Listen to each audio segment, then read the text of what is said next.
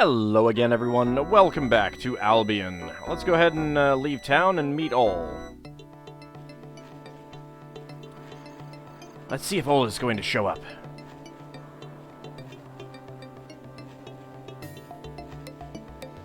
I'm glad you're here, but to help you, I would first like a jewel. Can I look in your backpack for a jewel? Why can't we pull one out and give it to him? Sure. Thank you very much. That's a very beautiful stone. I only have 27 of this kind, while I have 235 rubies. You just can't imagine how happy I am. I'll add it to my collection later. Beautiful. Now follow me. I will show you the entrance. Always stay behind me. You can easily lose your way between the boulders. Okay, we are going automatically. I see you there, bugs.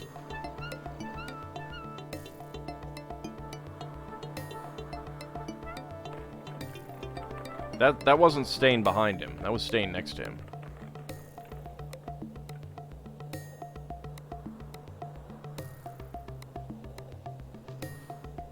It's nice of him to guide us like this. Time is passing. A fair bit of time, actually.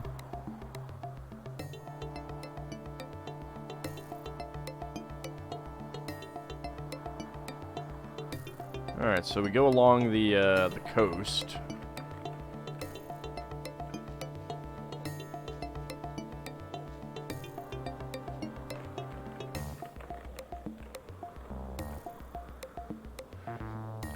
Well, here we are. You can see the door in that large boulder on the left. It is right behind the flower of the insect-eating plant. Thanks again for the jewel, and I wish you well on your journey. I really have to get back now. I'm sure you understand it's not every day I get a new jewel. It's a lot of work. I have to polish it, examine it, scrutinize it, illuminate it, display it, show it to my friends, etc. I will surely be busy until the day after tomorrow. Have a good trip. Schema din. Alright, so we got a goddess's symbol there. Which I don't think we need to have, Harriet do that. Nope. Okay.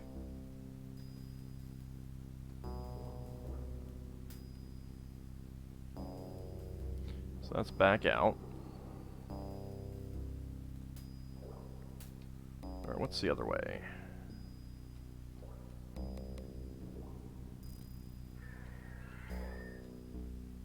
Dead end. Okay.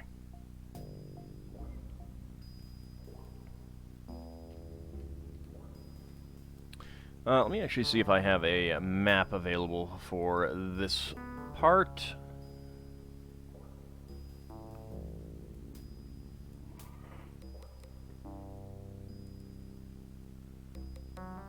I do. Okay. Good. This is going to be a rather lengthy passage, it looks like. I wonder if light will actually make it brighter in here. No. Alright. It's weird that we really haven't needed to use torches for a while. Alright, there's something around that detects me. And... oh, there it is. Hello! You seem a little stuck there, sir. Attack! We got one Rinri 3.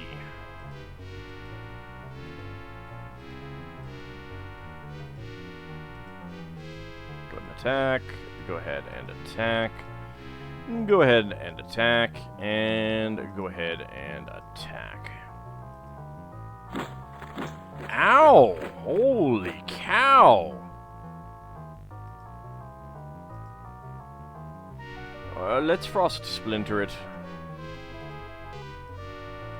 You have any magic that I might want to use?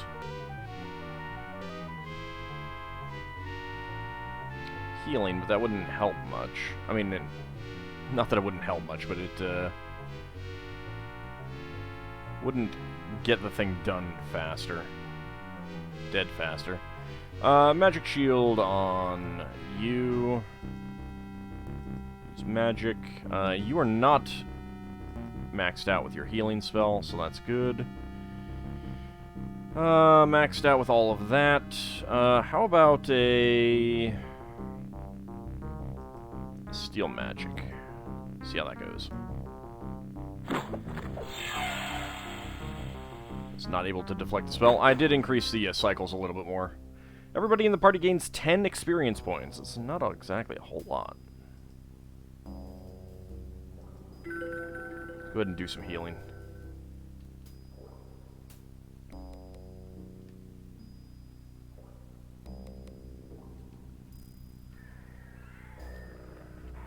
Hello. Attack! Alright, again, just one.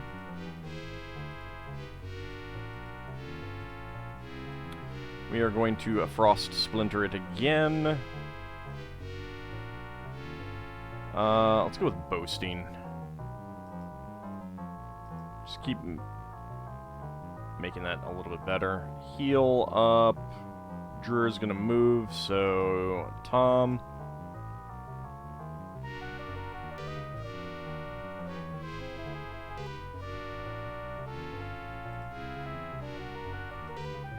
Try Steal Life. 1 in 13. That's a lot. Damage can really vary sometimes in this game.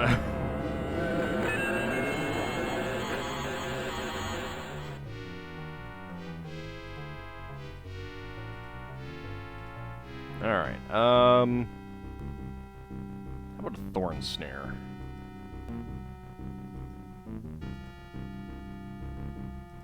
With an Irritation. Don't really know what it does. I could probably look this up at some point. I'll go with Boasting again. And a Steel Magic.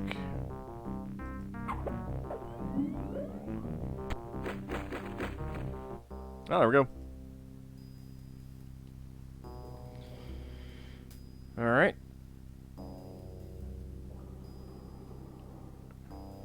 Something else is around.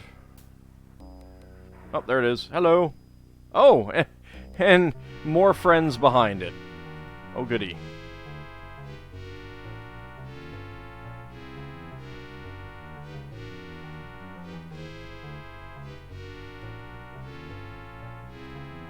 Let's just go ahead and attack now.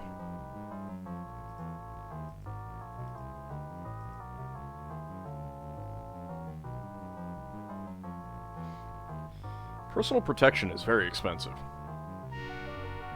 All of those are maxed out, so I don't really need to use them. I guess we'll do Steal Life.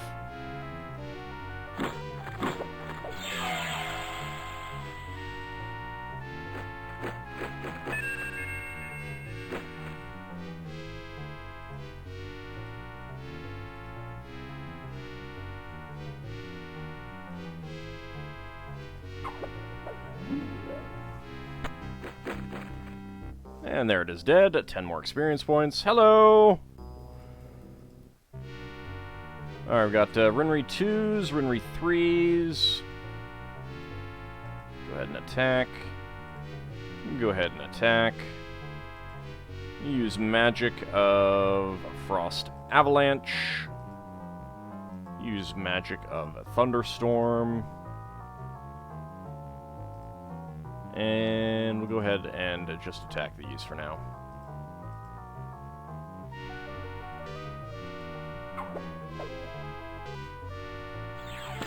Yeah, so the 3s are a lot faster.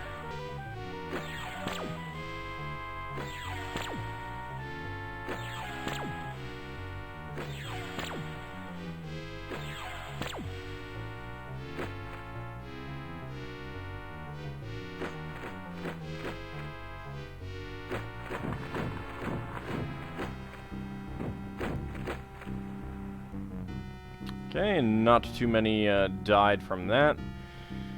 Go ahead and attack. Go ahead and attack. Use magic. Let's go with... what do we got?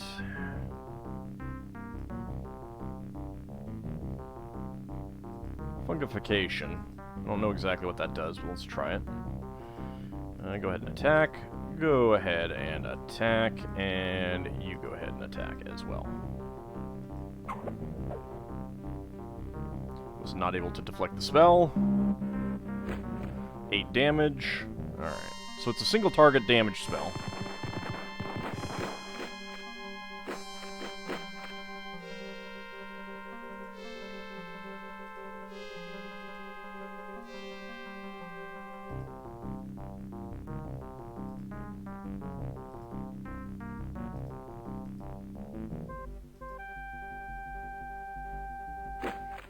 Missed the victim so many times. Alright, advance the party.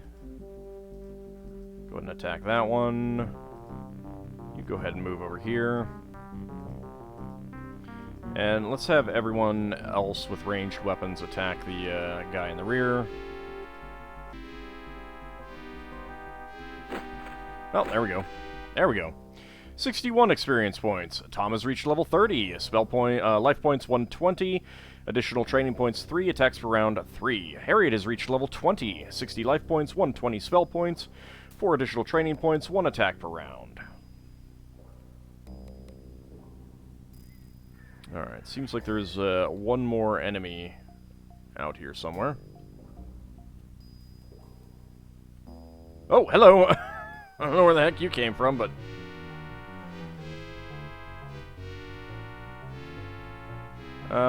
Frost Avalanche again. Actually...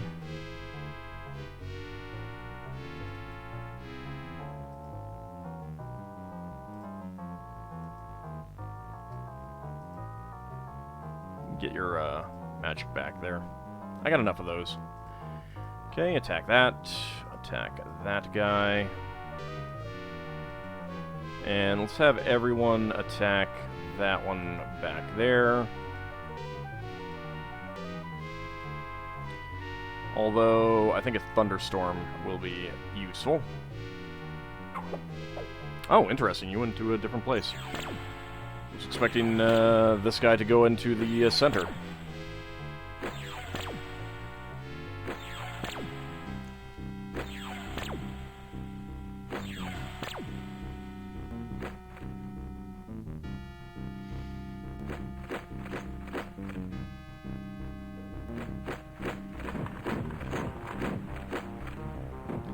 These guys have a lot of hit points.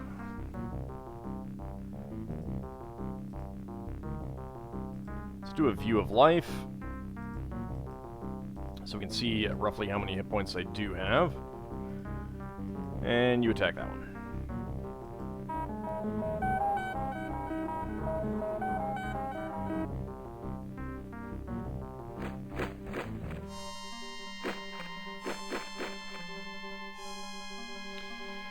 "26 out of 120, 20 out of 87.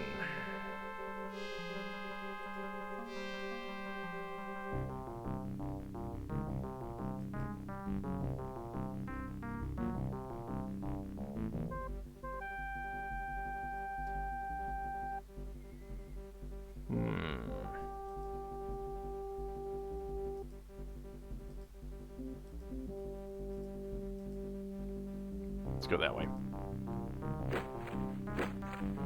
Okay, there we go.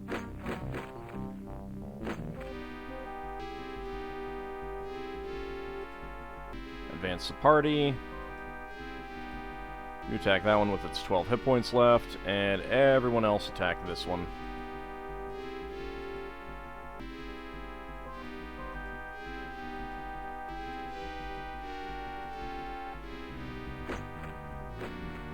There we go. 61 experience points, and it is dead. There we go. So we got some doors here. Not exactly sure where these have taken us, but let's go ahead and rest until dawn. Okay, we can go back in, though. So let's head to the south before we go out there, because I think... I mean, that might just lead to, like, goodies or something. We can get that later.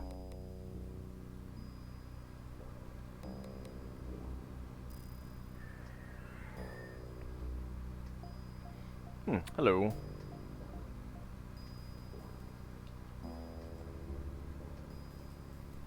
Can I pick my way through this?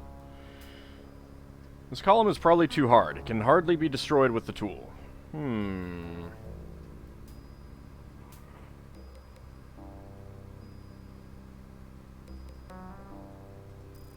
Aha! I can reach my way through. Blue potions. You have blue potions.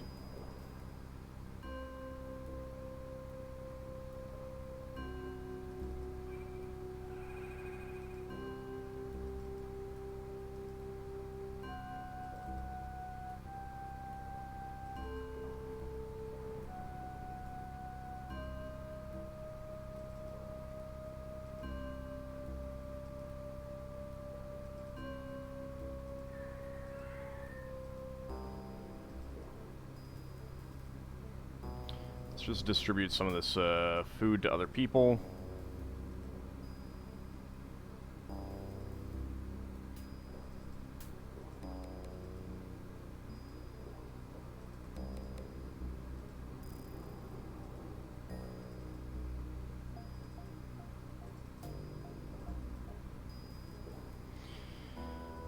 Definitely need to do a little bit more.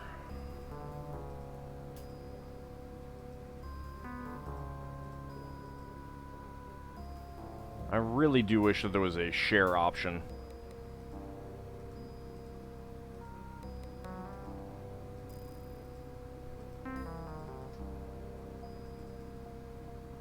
That's going to be good enough. Alright, so we got 22 blue healing potions, which is probably going to be too heavy for you. Dreer can take them. We got Iskai armor, which can only be used by him. We already have a set of that, and a big Iskai shield, which we already have one of, and a jewel. Okay, that's a pretty nice haul. I'm kind of surprised that I could actually get that. I don't know if there's a way to actually break those columns.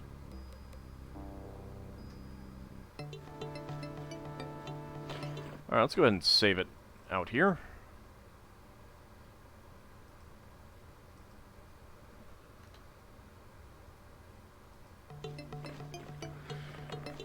When the companions come out of the tunnel, Tom utters a cry. Look, back there flies the shuttle from the Toronto. The shuttle approaches. Apparently the companions have been spotted. It lands.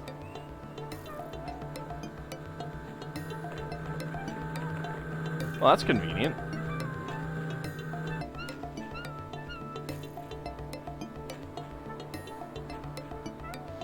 Turning to his companions, Tom says, "Come, don't be afraid. It'll be a little tight inside there, but we'll only have to be in there for a short time." Tom climbs in and notices that there's no pilot. The shuttle is remote controlled. Huh. Suddenly, the shuttle door slams shut. Tom is locked in without the companions, and the shuttle starts. During the takeoff, a gas fills the cabin. Tom loses consciousness and drops to the floor. He remembers nothing about the flight. Well, poop.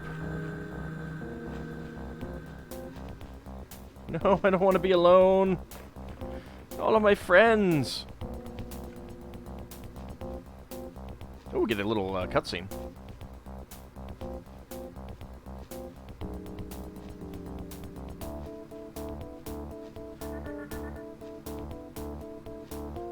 I mean, I guess that's pretty big.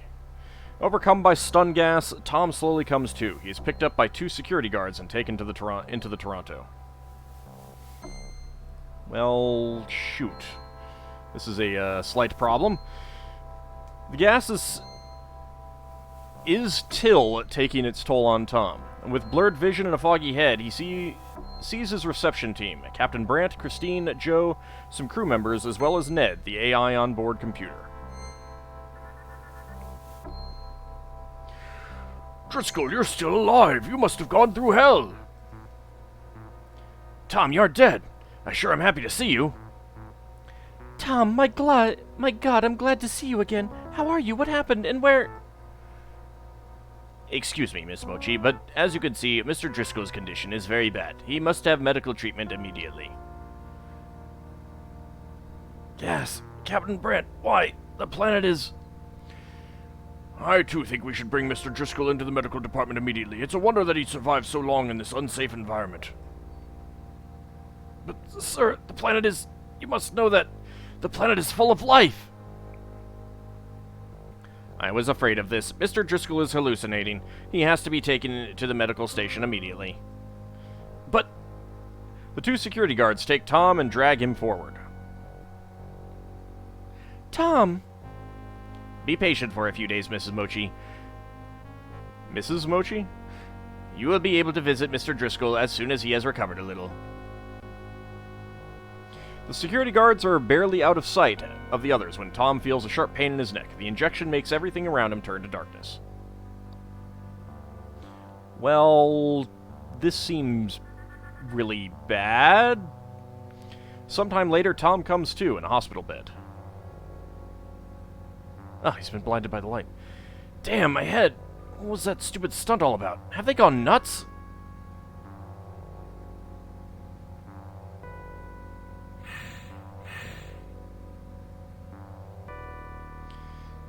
The door is barred.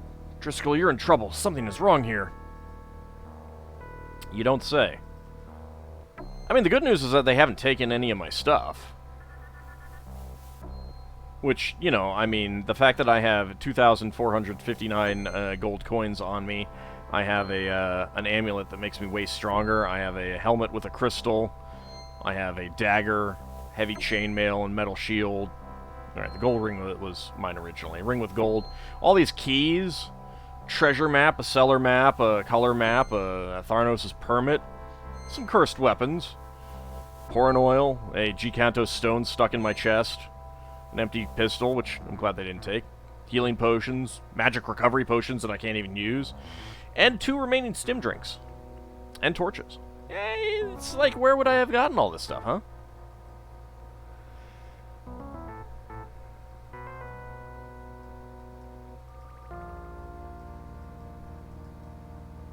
Can I access any of these containers? Well, at least I can use a real toilet for once.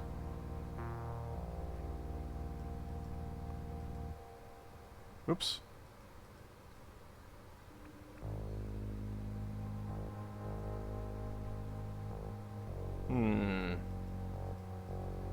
Maybe I can get into that drawer over here. Doesn't look like it. Does this thing have a computer console? Nope.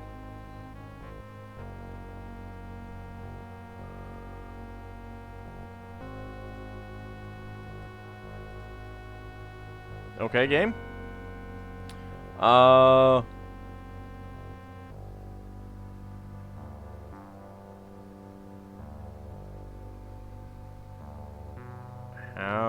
do I... what do I do?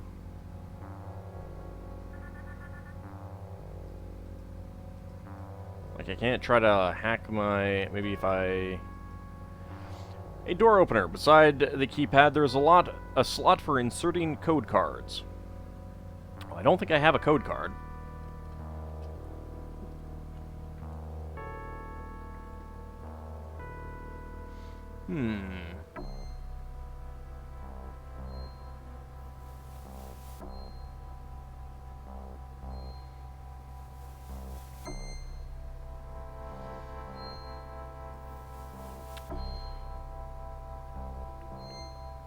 Well, I don't see anything that I can actually do other than taking these things, but I'm pretty sure these don't sell for anything. There's like a cup with a silver base that I think can be sold, so if I find any more of those, I will definitely want to grab them. Hey, let me out! Let me out! I think I need to wait for something to happen.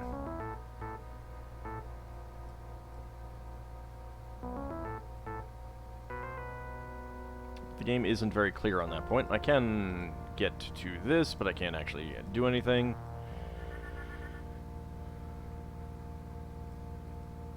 Can I hide back here? No one can see me. I'm hiding.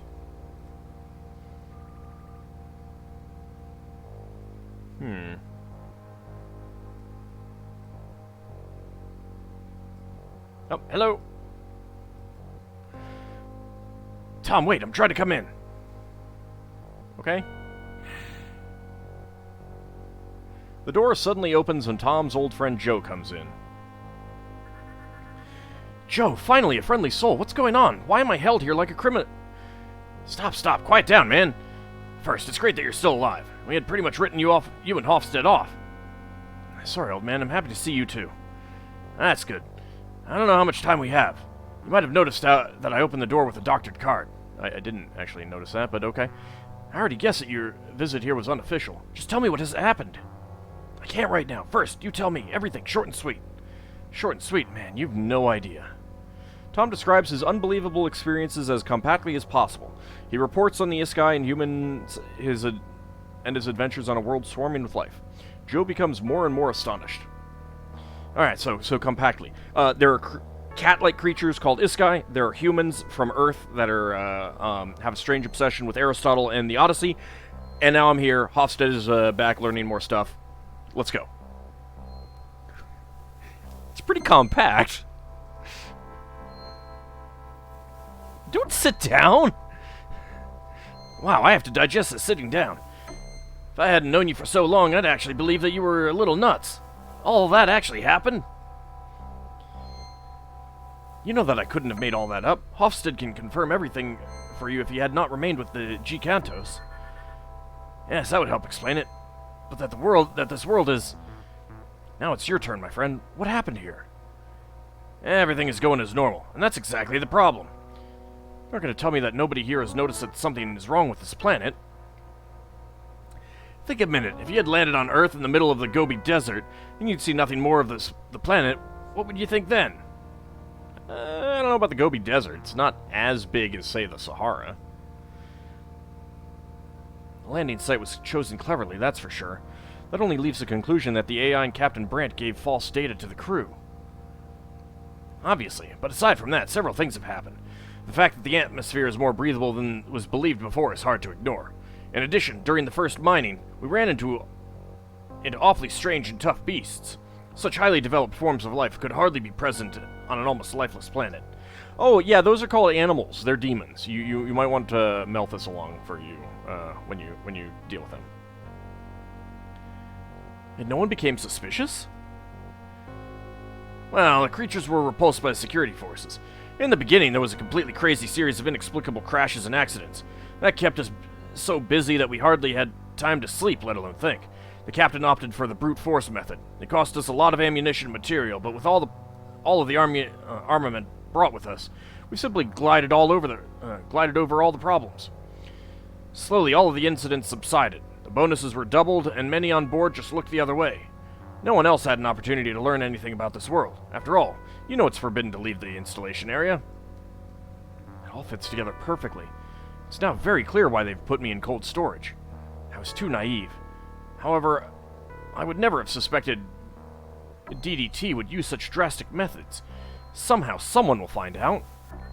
Maybe, maybe not. Of course, the death of Inspector Beagle now appears in a new light. Yeah, no kidding.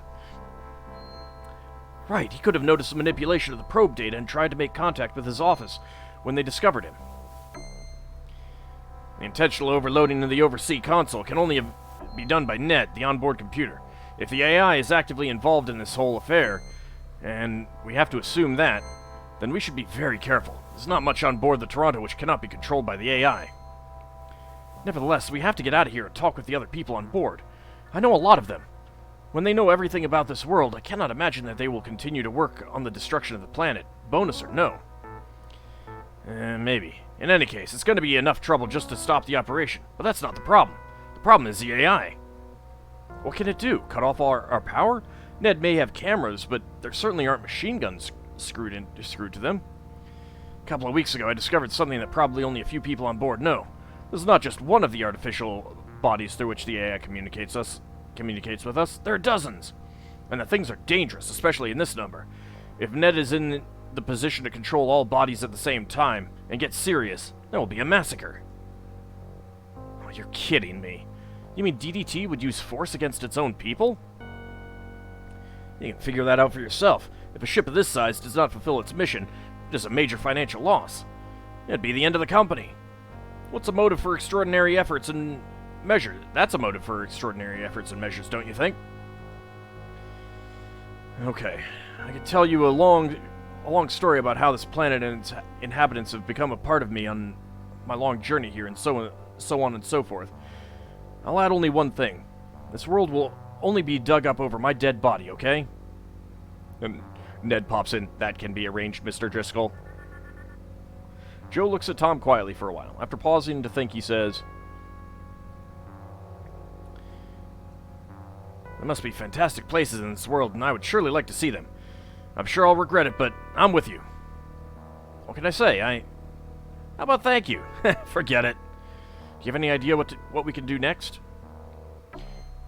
We have to try to paralyze the AI's energy supply. Then we can speak to the entire crew and the security people. I'm assuming that the security people aren't all bloodthirsty. Then we can have a little revolution without running the risk of a bloodbath by the AI bodies. I'm assuming that we can't simply pull the plug on the AI, right? I knew you were going to ask that. The central computer which contains Ned's artificial mind is located in a special housing which even outer space conditions can't hurt. The energy supply is wireless. Our only chance lies in the central control room of the fusion power plant. There has to be a console there which can interrupt the energy transfer to the AI. What are our chances of getting in there? Normally, not so good. However, two things can help us. First, the power plant is in the same section we're in now. Secondly, the AI is conferring with the captain, probably about you, right now. Ned's verbal communication with a human being always requires more computer time than all other tasks. This means that the Toronto continues to be controlled, but other CPU-intensive tasks are suppressed. For example, the visual evaluation of camera pictures. To cut a long story short, we can try to reach the power plant room unnoticed through the service level, cut off the AI, and tell the people on board about this planet. Sounds good. Off to the power plant. That's all you can say about it? Well, first, we have to find an access to the service deck. They've cleared this section, but we shouldn't leave this section. Otherwise, we'll have security down on our backs immediately. They'll lock us up before you can let out a peep of your story. Sounds good. Let's go. Alright, we have a new companion, Joe, who unfortunately only has overalls. He's got a video camera, he's got a storage medium, he's got Joe's chip, he's got 8 food. Life points, 36 out of 48, 3,120 experience points, 48 training points. He's 32 years old, Terran, technician, level 12. Strength of 45 out of 70, intelligence 50 out of 90, dexterity 80 out of 90, speed 40 out of 50, stamina 60 out of 65, luck 8 out of 25, magic resistance 0 out of 20, and magic talent is 0 out of 0. His close combat is 40 out of 50, his long range combat is 10 out of 50, critical hit is 0 out of 3, lockpicking is 80 out of 99. He's pretty good in that regard. He's got shoes, he's got overalls, and he knows languages. Combat position, let's at least go ahead and put you back here. So this is the final companion that you can get in the game, and other than this part, or after this part, he will be optional, but we will keep that in mind later. Do I have anything that I can really give him? I don't really. I do have the gun, but I don't have any bullets for it. It's one thing that I was considering keeping bullets around for, but I ended up deciding not to. So for now, he is unarmed, but hopefully that won't matter. Anyway, we are going to have to cut off Ned's supply, see if we can get off the ship after warning everyone. But that will be next time. See you then, everyone.